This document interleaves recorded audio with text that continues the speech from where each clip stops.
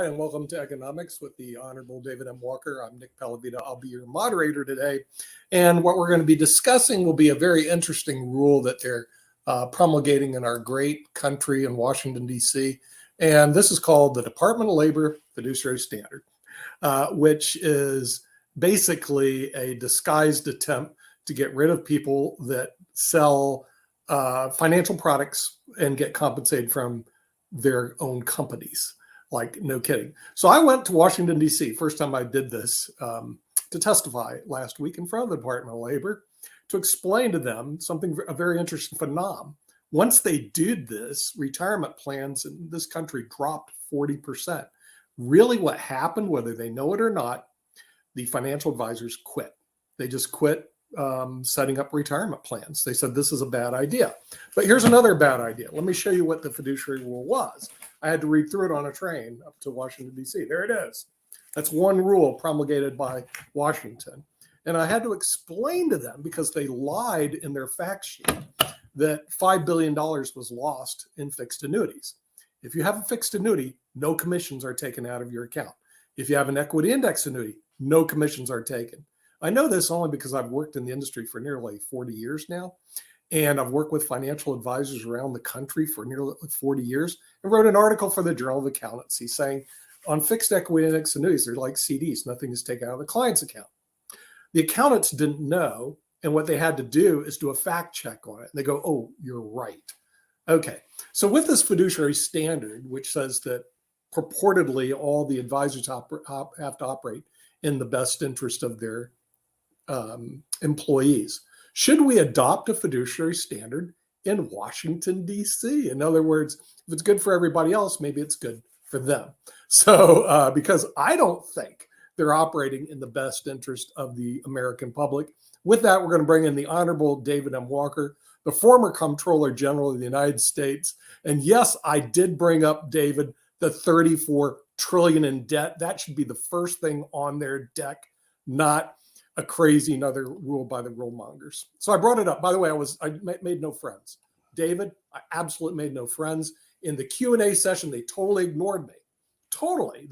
They ran over to somebody who was doing a fiduciary rule for alternative investments and saying, how can we craft the rule to make it work for alternative investments? And then finally they said, any questions? I said, yes, I have a question. Have you done a study to see the last time you did this, that retirement plans dropped 40%? Oh, no, we didn't have a study. And by the way, time's out.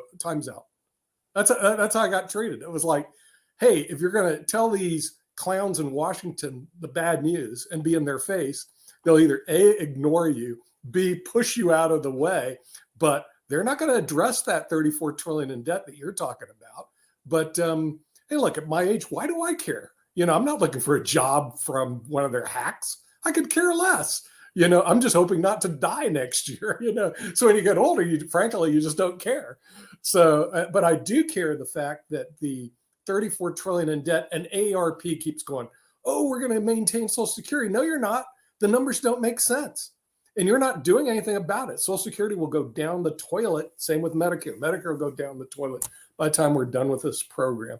And David, these people are blind. Then I took a train to New York and got to deal with some real people, which is pretty good. These people are idiots. Let me mention a couple of things. Okay.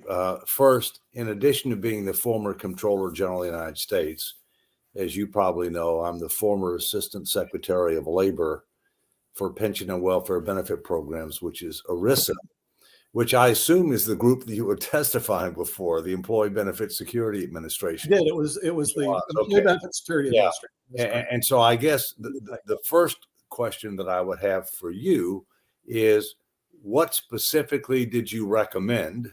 All right. And then the second question that I would have is, did the issue of risk associated with annuities come up? Because I think that is a serious issue. I'm not talking about compensation. Yeah. I'm talking about the fact that you cannot rely on the credit rating agencies to really assess risk for retirement annuities, because their horizon is so short, and given the significance, the amount, the time frame in which people would be relying upon these payments. Okay. First of all, you have to distinguish between variable annuities, Yes. which is security, and it falls under the jurisdiction of the SEC. It is nothing that we ever put in our pension plans. And then fixed and equity index annuities, which are governed under state law, and they're basically CDs offered by the insurance company. Now, the variable annuities are a whole different cat. Their fees, commissions taken out. They're the wild, wild west. We don't use them. Fixed and equity index annuities are they're solid investments. We even used them in our retirement plan. They're like CDs in a bank. Now, you did bring up another risk, and that's the risk of what happens if the insurance company go under. I know one company that I worked for went under. It cost me about $800,000 when I was a youngster. Didn't know that insurance companies could go under. Didn't know all my renewals would be stripped from me. But I learned a lesson from Mutual Benefit Life back in when I was my 30s. Oh, okay. With that, it can go under. Now, how do you protect that? Every state has a state insurance guarantee fund, similar to the FDIC. Most of them cover $250,000, $300,000, except California, 80% up to $100,000. It's the worst. The best, New York and Washington, $1 million. You can buy $1 million of annuities and have it covered. So if you have a product, which they do, that has a guarantee they're not going to lose money, an upside, how do the insurance companies make money? They don't the first year. As a matter of fact, it takes a while for them to actually make their money back. So they tack on surrender charges because they do pay the producer. They don't take anything out of your account. They credit you interest and they lose money, like no kidding. As a matter of fact, some of them during the low interest rate environment called us and say, we have a goal this year. I said, what's the goal? Don't sell any of our annuities, okay? Because we can't make any money. They actually lose money the first year. How do they make it back? It's the surrender charge. If you keep the money with them long enough, and usually the surrender charges are much longer than in a CD. They're 6, 7, 8, some are even 10 years. That's how they make their money. Now let's look at the commissions, okay? Then I'm gonna pick on the fee. Now, I've only worked with these people for 40 years. So when you work with people for 40 years, you know a lot about it. Okay, commissions. I'm going to pick the fee advisors who are attacking it and the annuity advisors. The fee advisors say, hey, we only charge 1% on your assets under management. Sometimes they charge 2, sometimes they charge a half a point, but let's say they average 1%. Over a 10-year period, they'll collect 10% of your assets. If they go up, they collect more. If they go down, in this. You're freezing up. You froze. I can't hear you, Nick. They don't tell you they make money when you lose money. Yeah, you're frozen, and you froze up for about 30 seconds. I know. I was going to say, I think the fee-based people. By the way, it's the fee-based people are behind this. What they want to do is eliminate competition in their market. So I'm going to attack their underbelly because I know this. Kind of like the Democrats and Republicans. They want to eliminate the third option. Get rid of these guys that are getting paid by the insurance company. You just have them be the only advisors. But here's one of their underbellies. If you have $1 million, they lose 100,000. They still make 9,000 on 1%. In other words, just because they lost money don't mean that they didn't make money. So over that 10-year period, they're going to make 10%. The annuity commissions average about 5%. Okay, and they pay the GA, the rent, they pay everything out of it, but it's a one-time charge. In other words, you get paid up front. That's it. You don't get paid again. Okay, so for the next 10 years, as money stays with the insurance company, they amortize that 5% over 10 years and say, okay, it's a half of 1% is what they're paying out in commissions, literally. The fee-based guy got 10%. Now, over what has really happened in this market, from 2000 to 2010, the annuities beat the S&P 500. But you'll never hear a financial advisor say that. Do you know why? It's not in their interest. As they want to take your money and put a wrap fee on it. They hate annuities because they can't put their wrap fee on it. That's the truth. Okay. So but then from 2010 to 2020, the S&P 500 creamed the annuities. Now we're at 2020, 2030. We don't know. So most of the clients we work with, we diversify because no one knows what the future is. All right. Now, with that crazy rule that they're spending all this time with, wouldn't it be nice, David, if they spent time looking at their national debt and reducing it, balancing the budget, which my QDOS analysis show you need to reduce every department 28%. Okay, which means you got to take reductions 9% each year for the next 3 or 4 years, and you'll actually balance the budget. But they're not even interested in hearing that, and it just drives me nuts. But yeah, and then to make matters worse, I went up to Carnegie Hall, which is part of the reason I went there, to go see a nice, beautiful dueling pianos. When I flipped through the Carnegie Hall program, guess what? Housing and Urban Development gave Carnegie Hall $1 million. Now, what's bad about that? We had to borrow the money. We had to borrow the money to give Carnegie Hall, that's supported by millionaires and billionaires, $1 million. Why did we do that? It's just another government waste, my friend. You know, they have no Well, what business. does HUD have to do with that anyway? You told me Housing and urban development, is that what you're saying? Housing and urban development is giving money to Carnegie Hall? It's in their program. Carnegie Hall was given $1 million by HUD. We can bring the other panelists in. It drove me crazy because this is the type of trash that goes on in Washington, D.C. all the time. I know Rick has been waiting with his hand up, so maybe he has some comments. So the underlying theme to all of this is that people are mathematically undereducated about financial math. That, like, there's a reason that car dealers like leasing cars, because it involves more numbers than just selling a car, and the more numbers involved, the more hocus pocus can go on. And there's just a lot of numbers with finance and economics, and individual consumers don't understand it. And I would guess that most of the members of Congress don't have the necessary level of mathematical sophistication to make good judgments, to become an actuary, to have the level of experience that you have, Nick, and you have, David. You have to go to school for years. It's the most an actuary makes mathematical decisions for an insurance company. You have to be certified by taking a brutal series of 10 exams to be qualified to. And now it's even worse because it's all computer driven, and there's just a lot of numbers, and nobody understands the numbers, which means that everybody makes bad decisions. But Rick, okay, I've had 2 full-time enrolled actuaries working for me, and you're right. They have to really pass exams that are harder than the CFA, harder than bar, harder than the CPA exam. It takes them usually 10 years to pass these crazy exams. But since you're a Mega Society member, you'll appreciate this. The math is basic math. It is not calculus. It's not doing Mobius strip calculations. It is really very, very basic math. Actual science isn't rocket science by any stretch of the imagination. ERISA, sorry to say it, David, they made it overly complicated.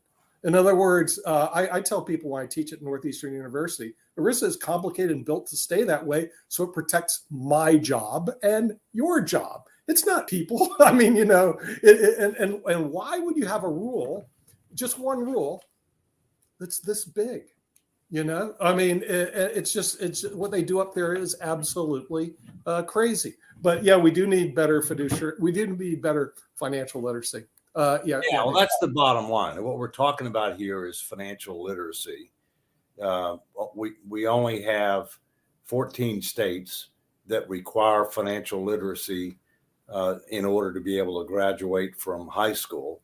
It ought to be 50 plus DC. It's one of the fundamental failures in our K through 12 education system. And we've got too many people that are following the bad example of the federal government, spending more money than they make, charging it to the credit card, and they'll ultimately have a day of reckoning, if you will. But I think, candidly, I'm a certified public accountant, so obviously I know more about statistics and math and some of these issues than most people. I personally believe that the actuarial exams, and you have 2 different levels. You have a fellow of the Society of Actuaries, and you have an associate of the Society of Actuaries. That's very different than enrolled actuaries. Enrolled actuaries have to do with the IRS, and it's not as difficult to become an enrolled actuary as it is a fellow of the Society of Actuaries. My personal view is that is the most difficult and complex certification to get is an FSA. But coming back to what Rick said and what you said, Nick, I mean, the fact is that we're talking about fundamental math here. I mean, we're not talking about anything that's very complicated. And I've said many times that there's a new 4-letter word in federal fiscal policy. It's called math. And most of the elected representatives would fail that exam. Right. Yeah, and that's part of the problem I had when I was talking to them. I did put another thing through there. I asked them a simple question: how many of them, the people that work at the Department of Labor, EBSA, how many have managed set up more than 5 retirement plans? How many do you think? 0. In other words, small retirement plans. 0. Okay, so they never met with a client, a small businessman. They never went through all the garb. Now, I've set up hundreds of them over 22 years. Okay, but I believe the people in the ESBA, they have nobody in there that have set up even 5 retirement plans and met with 5 clients, small businesses, as to what their concerns are. So here you have a group that's promulgating a rule like this that isn't really qualified to even promulgate a rule. Because they were hear you. No, I know. They were never in the trenches. They never listened. We're on the front lines. Yeah, right. But in fairness, that exists in large aspects of the federal government, and it also exists, not just in the executive branch, but in the legislative branch as well. Yeah. Yeah. Well, the thing is, what they don't also understand the result is because I work with the financial advisors, when they see this thrown in front of them, what they do is they quit and they say, okay, retirement plans aren't good for you. Let's talk about doing some other investments. Seriously, that's what they do. And they move on because you make an important point that all annuities are not equal. And all insurance companies, there are 3 kinds of insurance companies. There's stock, there's mutual, and there's they're fraternal. They're very different. People also don't understand that there are limits on the guarantees, depending upon which type you are.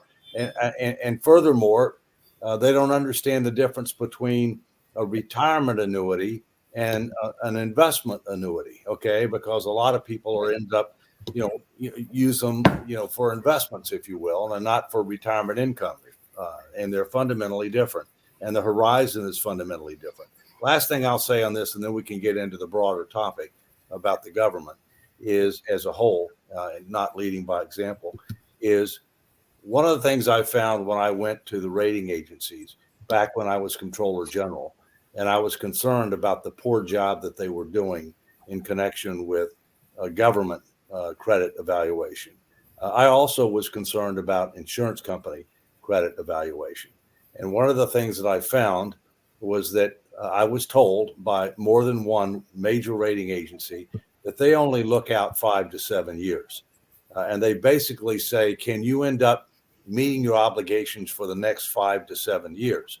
Well, as you know, when you look at, a government, and when you read the financial statements, whether it be the federal government, state government, or many local governments, they've got huge unfunded obligations that only get worse with the passage of time, and they may not come to fruition until beyond that 5 to 7 year horizon, and therefore they're not within the scope of what these entities are looking at. Okay, you've got the same thing with regard to insurance companies, to the extent that you're talking about retirement annuities, where you're counting on a stream of income over many years, and now you find that you've got a lot of private equity firms that are buying up a lot of stock companies, okay, and engaging in a range of creative practices with reinsurance and investments. And as you know, the SEC recently announced that you can't rely solely on rating agencies for determining risk. And I think one of the things that really has to happen is we've got to take a lot harder look at the degree of transparency, what's going on with regard to reinsurance, and what's going on higher risk investments as compared to surplus rather than as compared to total assets, in really assessing risk for insurance companies, especially when you're dealing with retirement annuities. Yeah. By the way, one big danger you just pointed out, and the American public doesn't even know it, is what you just said. Private equity companies are buying stock insurance companies in the United States. Now, this is my opinion because I've worked with the private equity people. This is really bad for the American consumer because there's nobody I've worked with in private industry that just wasn't greedy as a hawk, David. And one place that you can dismantle huge amounts of assets and put them in your pocket is insurance companies. When we had the mutual company structure, it was okay because oddly enough, if you're an insurance holder, policy holder, you're basically the shareholder of that company. Now that they demutualize and they have stock companies, you can have Chinese private equity groups come in and own the insurance companies, which have asset piles up the gazoo, dismantle them. And this could be really, really bad for the American. They come in, they hollow them out, they suck all the value out, and they leave an empty shell.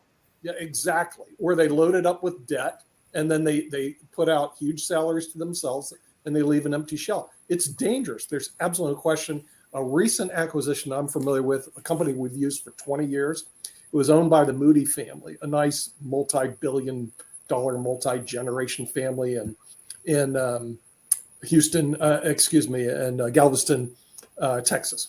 They sold out to a private equity firm. And I'm sitting there just stunned because I'm going, do you know that this could be really bad for all the policyholders?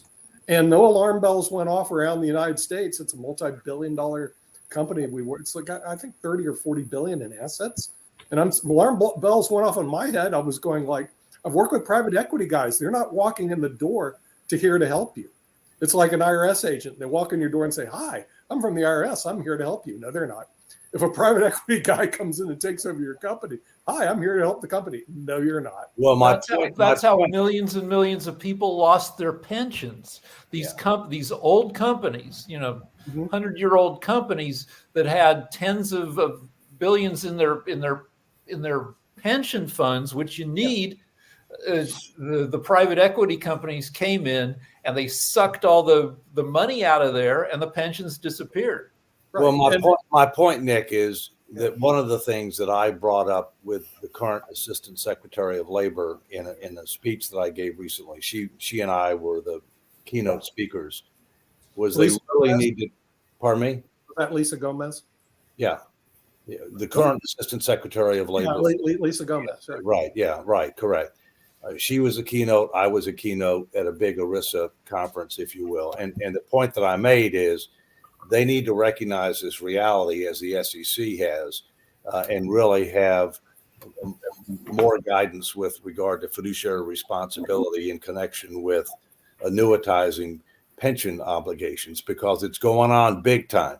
Right. It's going on big time right now, and it's going to get to be a bigger issue as time passes. So you want to transition now to the federal government, and I can set up a couple of things to begin with. Okay, yeah, that to me is the biggest issue in the country right now, and everybody's ignoring it. I'm sorry, that $33 trillion in debt, that's what AARP is relying on to pay Social Security and Medicare. David, it ain't going to happen. When they go knock on the doors of the federal government to support Medicare, they're going to come back with, we're broke, like they're doing right now in the Ukraine-Russia war. All right, well, let's unbundle this a little bit, okay? First, let's talk about fiduciary standard, which is basically a fiduciary is a position of trust. You have a duty of loyalty, to a person or institution or whatever, to act in their best interest.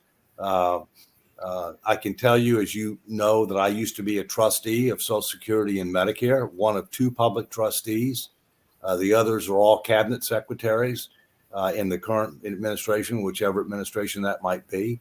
One of the first questions that I asked before I accepted the presidential appointment to be one of the two public trustees is, would I be deemed to be a fiduciary?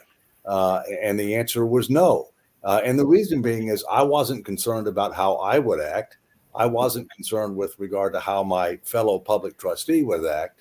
But I know when you've got a bunch of politicians involved, then that is a high risk endeavor. In addition to that, as you probably know, under the Social Security and Medicare system, under current law, any surplus that exists, and for years we were taking in more than we were paying out, so we were generating a surplus, had to be invested in U.S. Treasury securities or other securities that were backed by the full faith and credit of the U.S. government. So you didn't have an option as to what you could do to create a diversified portfolio that might create a higher risk related return. We're in an opposite situation now. We're paying out more than we're taking in. And the trust funds will go down to zero at different dates in the future. And contrary to what some would tell you, the only way you can pay benefits for Social Security is through the trust fund, not through general revenues. And therefore, benefits will be cut 20% across the board and increasing within 10 years if we don't reform the program, which is obviously something we need to do sooner rather than later. But let me make a couple more points and then we'll open it up. I mean, the way I've always looked at life is you've got three levels of behavior. You've got legal, you've got ethical, and you've got moral. The floor or the lowest standard is legal. And therefore, whenever I deal with somebody who says it's not illegal, it's not somebody I want to deal with. All right. The next higher standard is ethical. Right. It may or may not be legal, but it's not ethical. All right. And the highest is moral. All right.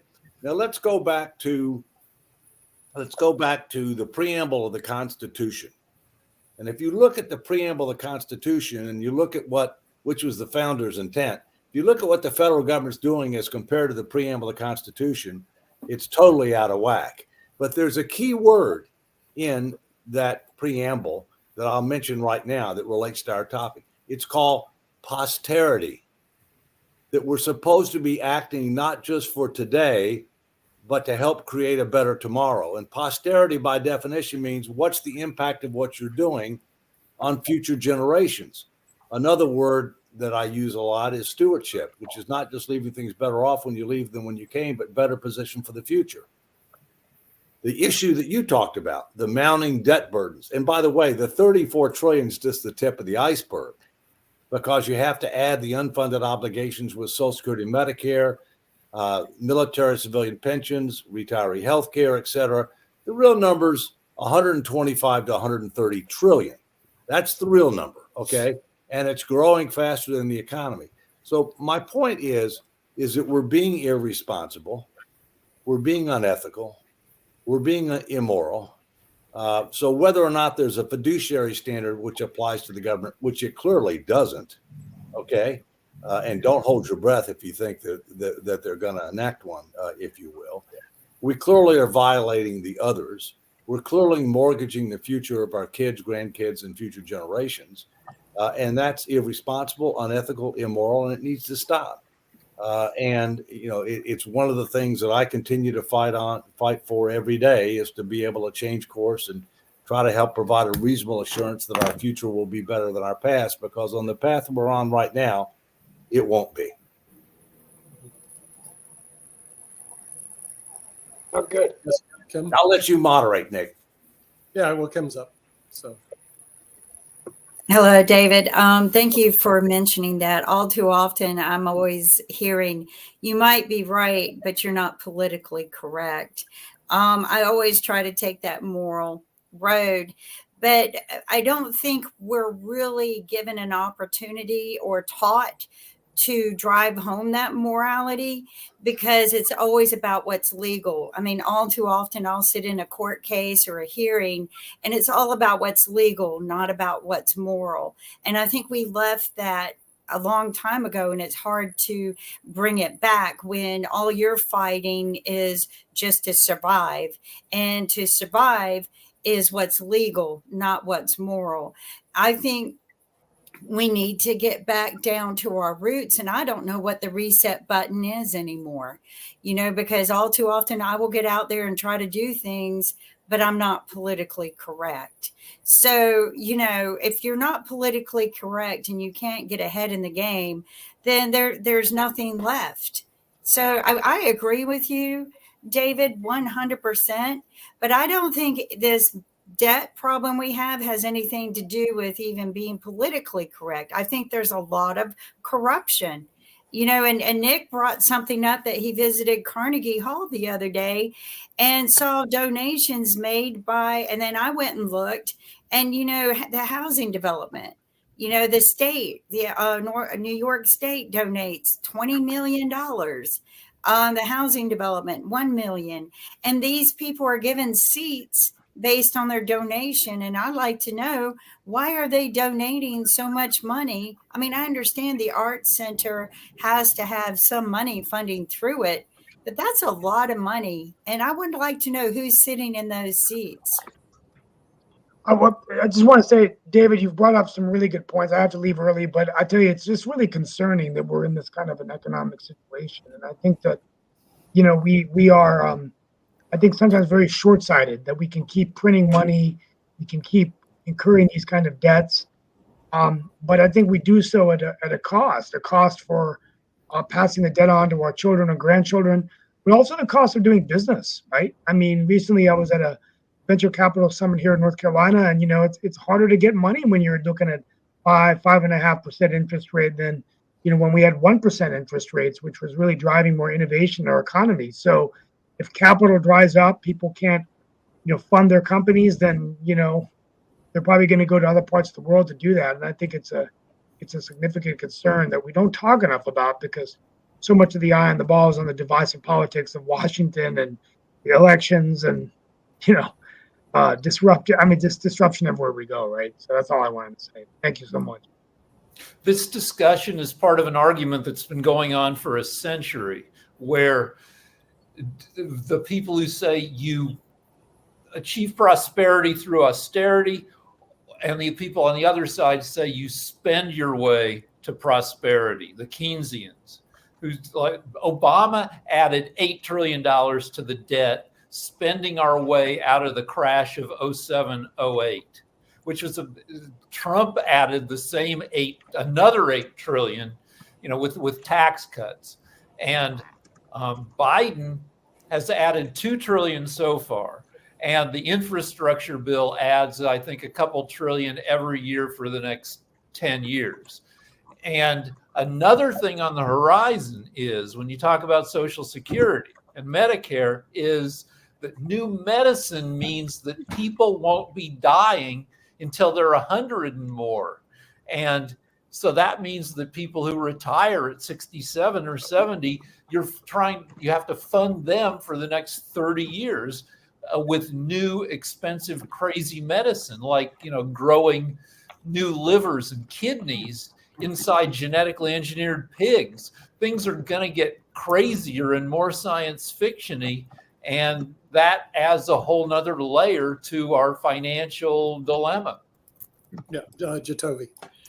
I think both Rick and Kim are spot on this, because it's a tie-in of that morality, because there is a lot of corruption throughout this whole system.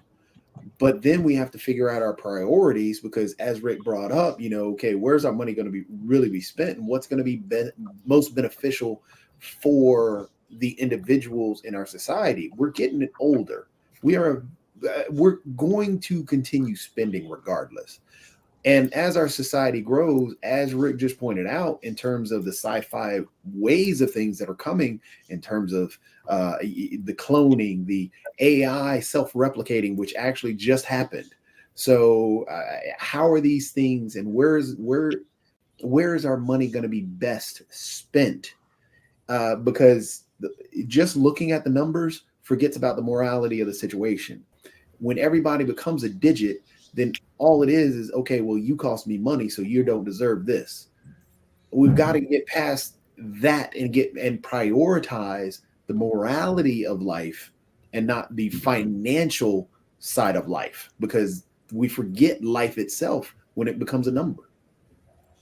I want to wish David Walker a happy holidays, Merry Christmas, and see you in the new year, okay? Good to see Thank you you so much. Take care. Just really quickly, David, I do have a question for you and everything. But first, I was going to make a statement to something that Kim just said, because I was actually talking to one of my bosses, as y'all can see, I'm at the Cultural Arts Center that I work at. And one of the hardest things to get funding for isn't so much the donors, but we have a difficult time, and I'm sure even you can relate to this, David, as a cultural arts center, with operational costs. That's where a lot of nonprofits have a hard time, is actually getting the cost to pay the staff and to do the day-to-day coverage and all along those lines. So that is something that I don't think enough people pay attention to when they are analyzing the nonprofit world, because that operational cost is oftentimes the thing that is the hardest to deal with. But I had a question for you, David, but go ahead if you had any thoughts let around me that. respond to a couple of things. First, the deficits for the first 3 fiscal years on which Biden has been president are about $6 trillion.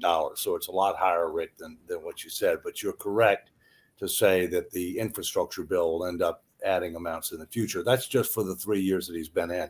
Secondly, I've done extensive analysis with regard to fiscal and monetary issues. And when you graph the thing, you find out that the greatest increase in debt to GDP occurred during Obama's administration. It's really not even close. I mean, I was frankly surprised by that. And things have really spun out of control since 2008. And the only thing I know that happened in 2008 is I left as Comptroller General. So correlation is not causation, but it's shocking. The other thing is that, you know, one of the things that we have to do 3 levels of activity at the government, in my view. We need this fiscal stability commission to be able to engage the American people, set the table for tough choices on spending and revenues and budget controls, to be able to get debt to GDP down to a reasonable and sustainable level within the next 10 years or so. That's the first thing we have to do. The second thing we have to do is we have to have a conversation about what the federal government should do, how it should do it, who should do it, how we measure success. Because the federal government has turned into a bloated bureaucracy. It's doing many things that are not envisioned by the founders. It doesn't have a plan. It measures success based upon how much money it spends and how many people it has, rather than what outcomes are achieved. All right. And so we need some type of a grace commission on steroids to be able to take a look at that and to make recommendations to Congress and the president for them to be able to consider how best to accomplish the federal government's objectives, including additional reorganization authority for the president to deal with some of the issues that we've talked about over the last several weeks, where you got a lot of people on the playing field, but many of them are doing things they're not even authorized to do, or there's duplication, or they're working at cross purposes. Many things should be done by the state or local government rather than the federal government, which are closer to the people and more accountable to the people, if you will. And then the third thing is we continue to work on things that deal with people, process, technology for economy, efficiency, and effectiveness. But the fact is, the big numbers in number 1 and number 2. We're now starting to talk about number 1. There are bipartisan bills to create that type commission. Hopefully they'll happen soon. But we're not talking about number 2. And number 2 is a great deal of what we've been talking about over the last several weeks that has to be focused on.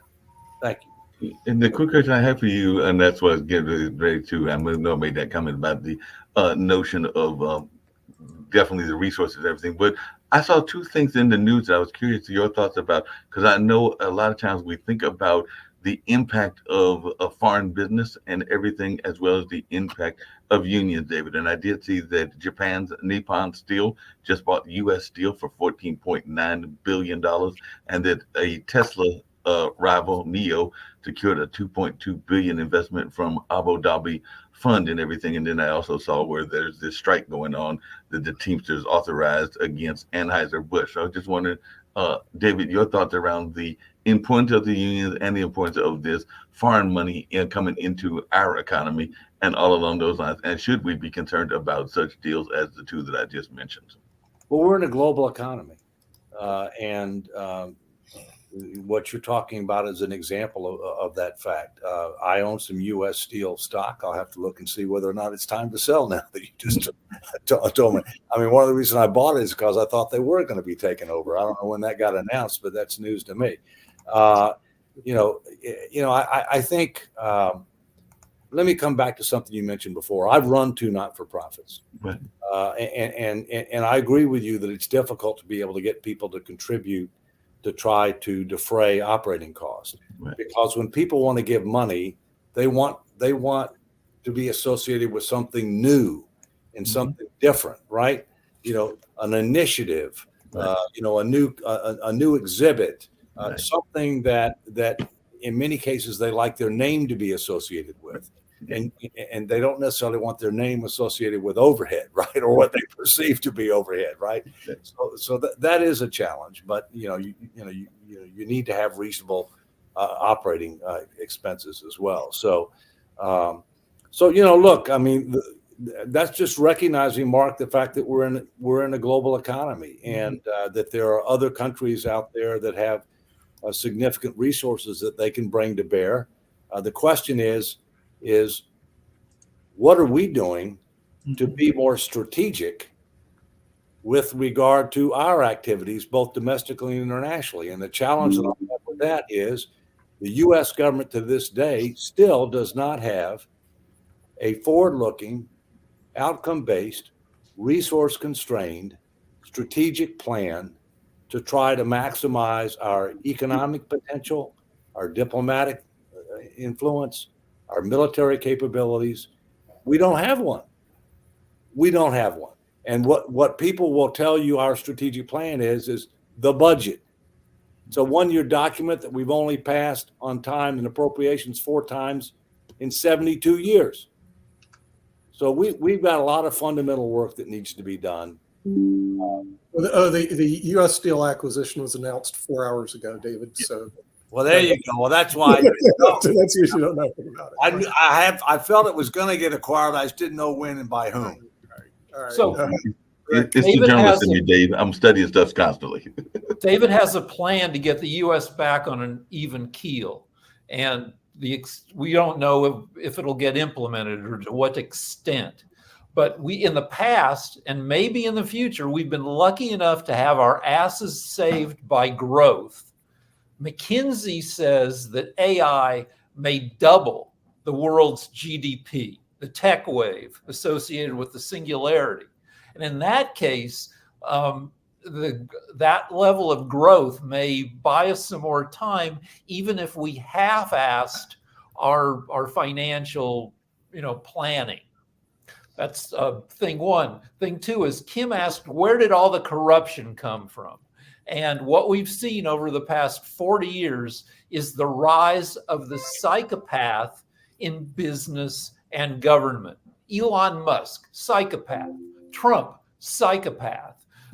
Private equity firms run by psychos. It's an institutionalized selfishness that existed less in the 50s, when even a lot of big companies were kind of overgrown mom and pop operations where the CEOs knew the workers.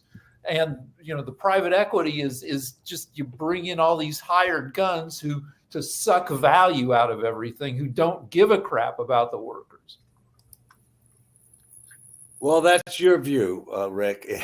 And I will say that that we have a lot higher percentage of people that are motivated by money to excess, and I do think that that there is a growing gap between the haves and have-nots in this country, and I do agree that AI is going to provide an opportunity for significant additional economic growth.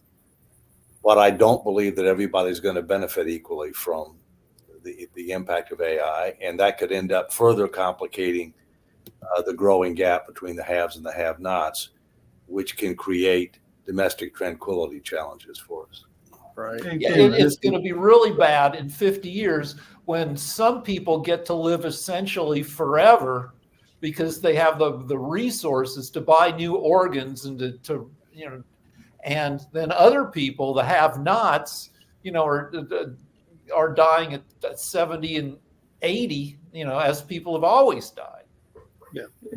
Hey, David, just really quickly, because I've always wondered this, and I don't know the answer, but I just saw recently, I think it was on Friday, that they are saying that the unemployment rate is going to rise in 2024, and that there are going to be several million folks that will lose their jobs. But when I hear numbers like 3.9% going up to 4.4%, that doesn't really seem all that bad, because that means that at least 95% are actually working and everything. So what is the acceptable amount of unemployment? And I am not an economist, don't have the kind of background that you do, David, and everything, but what is considered acceptable? Because like when I saw that article, I'm seeing all these figures where people are concerned about these millions losing their jobs, and I definitely understand that need to want to be concerned about our fellow man. But I was just wondering, I don't think there's a specific number that is universal with regard to the definition of full employment, but I think you need to.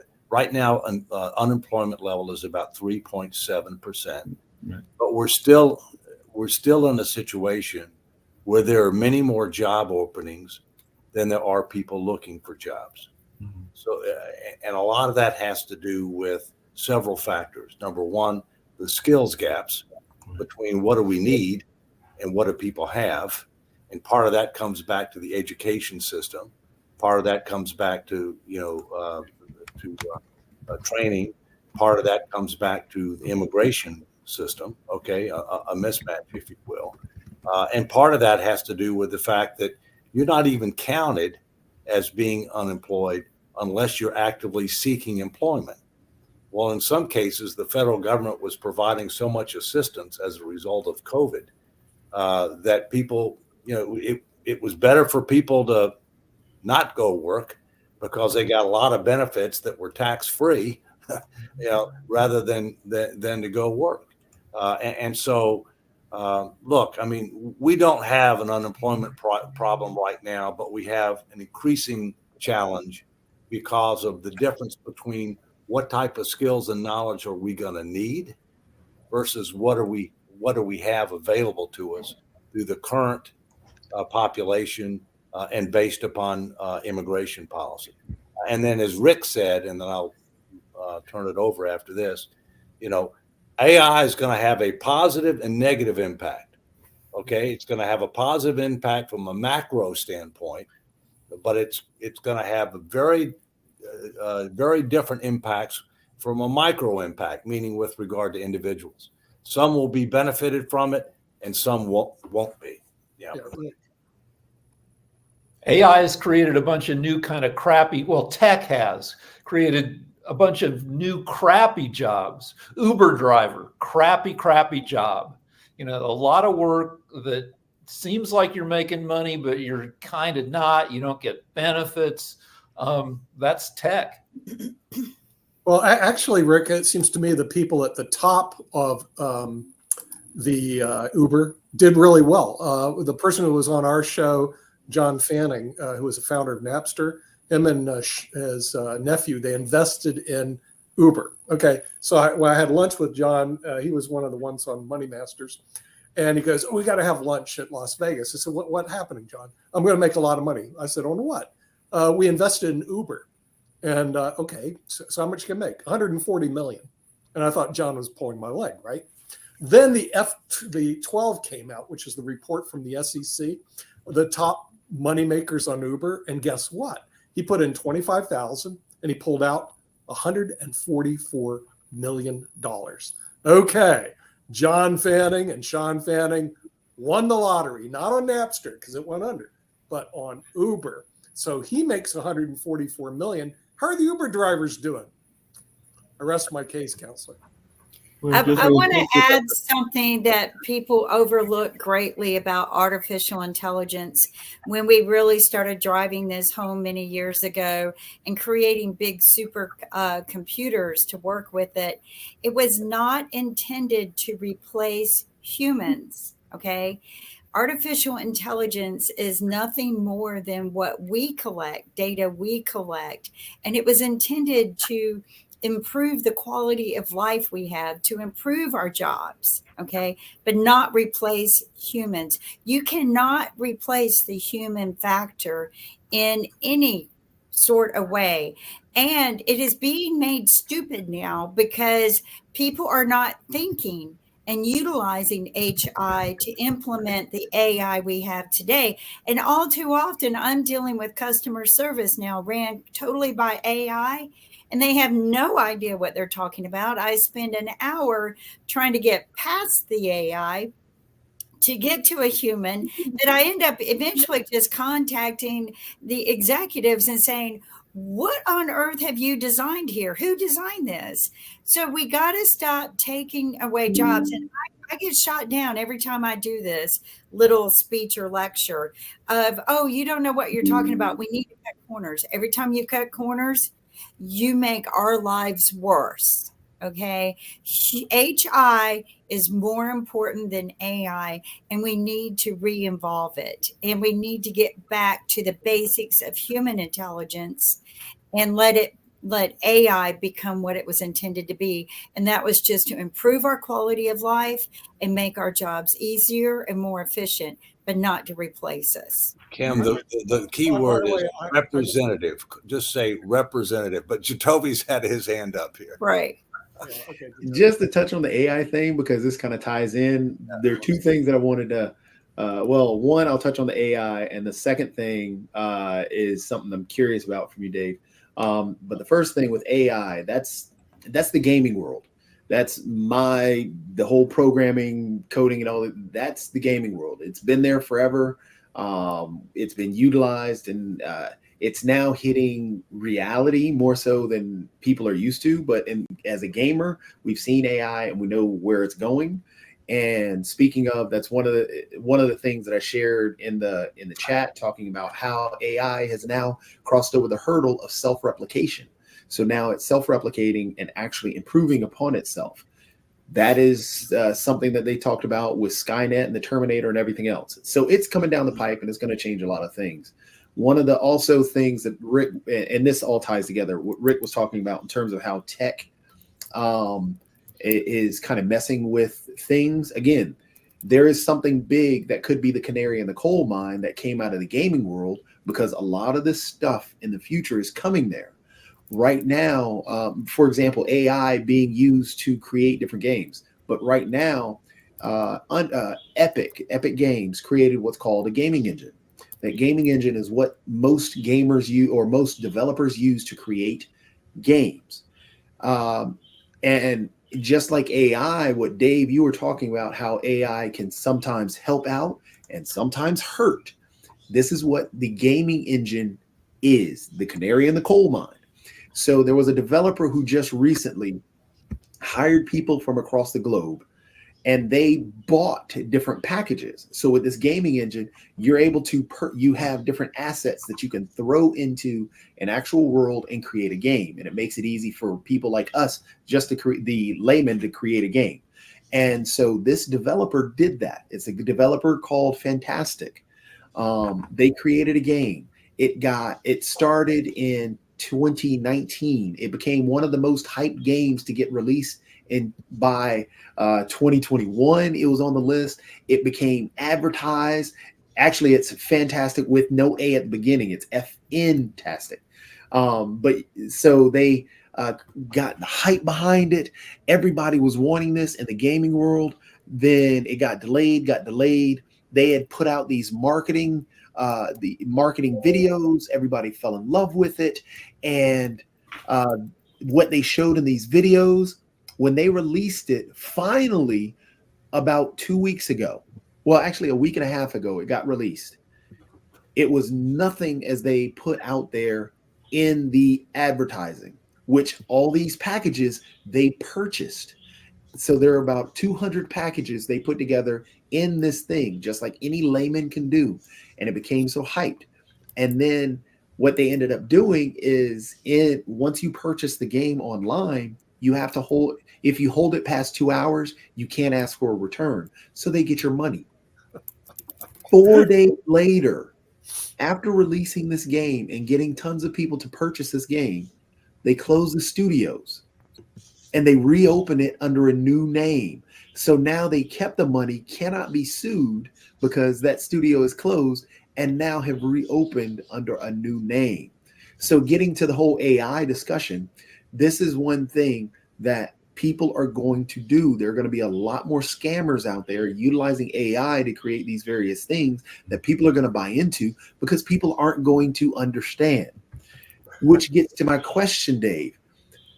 With what you're pushing and what we're talking about in terms, going back to what you and Nick were talking about financial literacy and holding up the binder saying this is all to wrap together everything.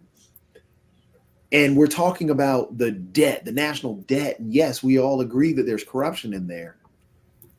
But how do you protect individuals themselves from the actual corruption of the companies? Because we know inflation has gone down, but there are currently companies right now that are using the inflation itself to actually take advantage of people, going back to the scams that people don't really understand. And no matter how much financial literacy you can teach somebody, people still fall for scams. And I don't doubt that everybody in here sees those emails that you get. And if you click on them, you can be financially smart and be financially literate, but you can fall for a scam. So how, in what you're putting together, how do you, I guess, stop the price gouging, protect individuals that are getting taken advantage of? Because we've talked about cutting out these things, but what about the protections that have to be in there? Well, first, financial literacy is critical, but it's not the only thing that we need to deal with. I mean, part of the issue you're talking about with regard to scams, and scams in many cases, they try to prey on seniors, who may have cognitive challenges, if you will, as they get older in life. I mean, part of it is fairly fundamental, and that is the old story of caveat emptor, buyer beware. I mean, I think there's a lot more going on right now, including by large existing organizations like AARP that are trying to make their members aware of some of these activities, to make them to be more cautious, to do more due diligence. I mean, for example, all of us, I'm sure, get approached from time to time about things, and I will end up doing, let's say, an internet search to try to check out the organization or the individual that's involved. All right. I mean, part of it is helping people understand that you can't take things at face value. You need to do some due diligence or have somebody do it with you. And if you can't do it yourself, get your kids or your grandkids to try to help you do it, because they're more literate with regard to a lot of the technology issues. But you make a good point, Jatovi. I mean, we're always going to have that challenge. And we need to recognize it. We need to figure out what we can do about it. We should have zero tolerance, but it's never going to be zero. Yeah, about a third of every issue of the AARP magazine is avoiding scams. We still have a landline, and if I answer the phone, hello, they'll go ahead and they'll make their pitch. But if I answer it, go what? That they hang up. And with that, we're going to hang up. So we do want to thank the Honorable David M. Walker, because we're at time, former Comptroller General of the United States, and all our viewers in the United States and around the world with economics with the Honorable David M. Walker. We'll see you next time. Merry Christmas. Merry Christmas.